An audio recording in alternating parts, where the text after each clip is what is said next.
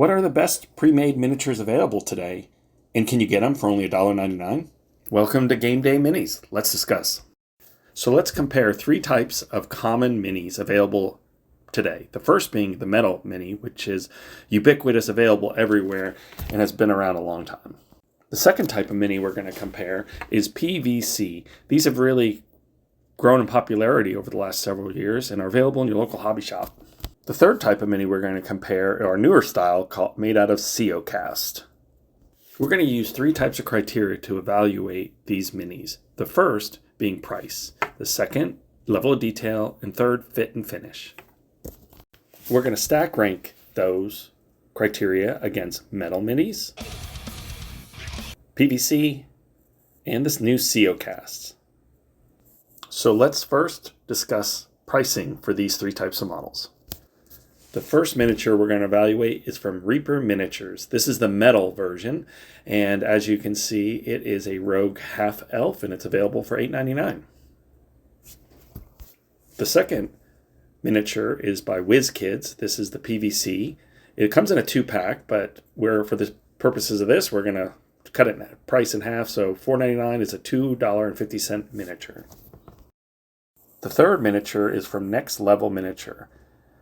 This miniature is a human warrior and available for $1.99.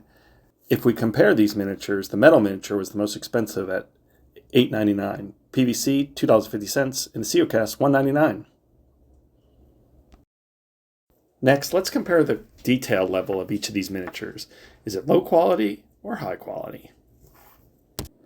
So the first look at this Reaper Metal Mini shows some detail, but as I inspect it, I feel like the detail level is lacking. It feels to me pretty basic. There's not, like if I look at the cape here, there's not a lot of lines and folds in it. If I look at like the leggings, it's just caps and there's no real detail there. The face looks pretty good, but even that crossbow is pretty basic. Now, as we look at this WizKids PVC miniature, you'll see the detail level goes way up. Like this cape, man, you see tons of fur and lines in there. The hair, individual strands. The double details, just even this piece right here, I guess part of its armor, like you can see the checker pattern in it. Overall, the detail level is very high with this miniature. Now, as we look at this Next Level miniature made from Siocast, I see a very similar amount of detail, maybe a little bit more. As I'm looking through, like its armor, you see a little bit more detail in there. In those leggings, like individual components and gems, ridges. The cape has a little bit more, and certainly not as much detail as those feathers, but you can see the folds in there compared to the metal mini. And then look at you can just see the level of detail in the individual legging components. I think this miniature has a very high level of detail, pieces that I'm almost afraid to paint because of the amount of detail that's included in it.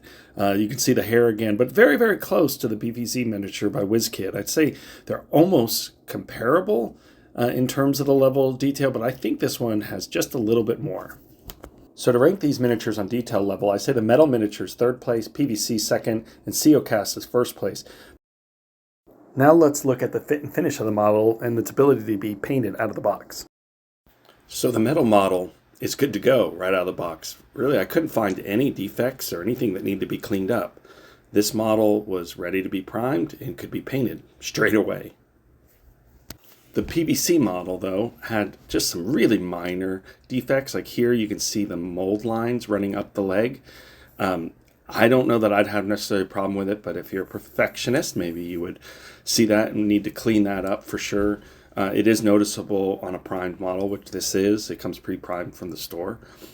In addition to that, there's nothing on the bottom, so it could be glued straight away to your base.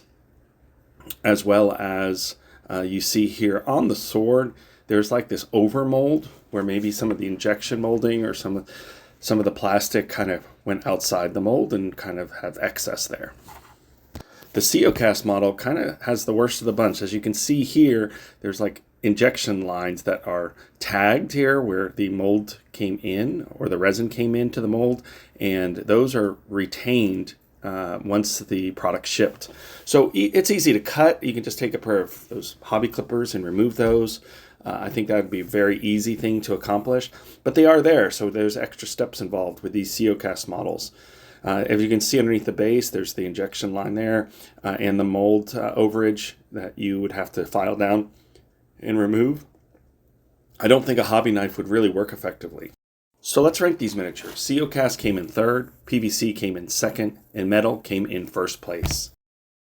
So what are the final rankings? This metal miniature came in third place with 7 points. Overall, its high price and lack of detail makes it a third place contender in this ranking. This PVC miniature came in second place. It's great price, significant detail, and a little bit of fit and finish work, but overall, great. The Siocast miniature came in first place with 5 points. Overall, plenty of detail, great price, $2 for a miniature.